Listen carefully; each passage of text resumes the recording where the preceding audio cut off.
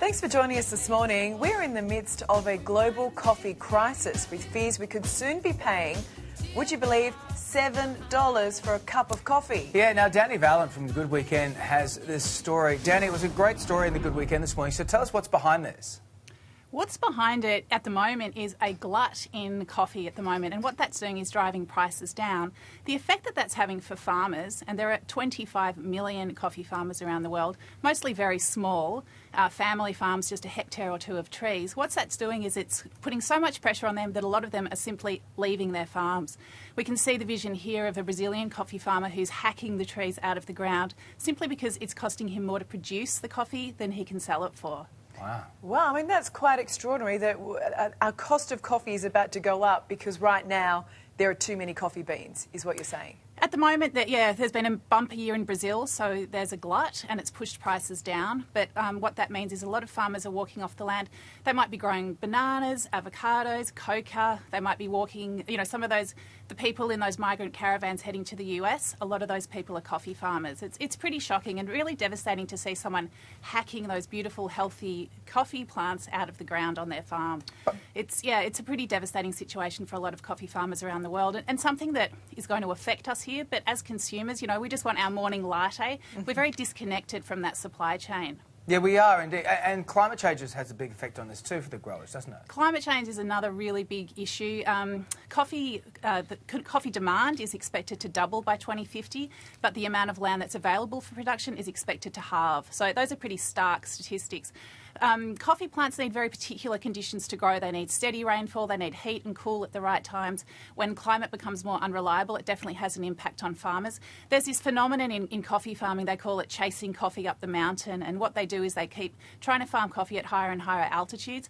But, by definition, the higher you go, the less land there is, mountains being mountain-shaped.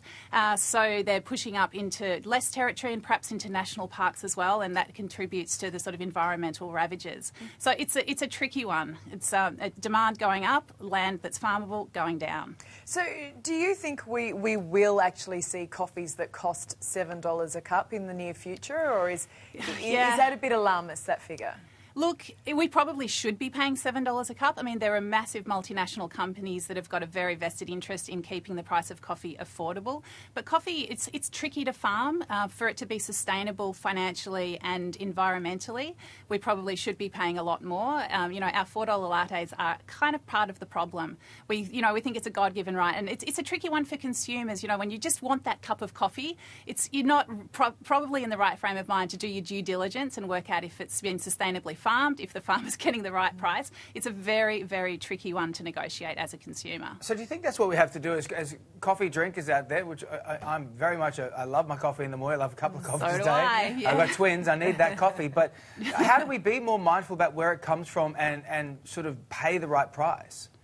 I think what we need to do is look for cafes and coffee roasters that are being transparent about the prices that they're paying farmers. So it probably means going to some of the smaller producers that can have those direct connections with farmers, or even if it's a larger producer, looking at a lot of big companies will have information about how they source their coffee, how much they pay their farmers. So I think it's a matter of looking for that information. Perhaps not looking for it at 7:30 a.m. when you just want that latte to get on with your day, but to look for that information, when you've got a little bit of time, just to look for that transparency and an ethical supply chain.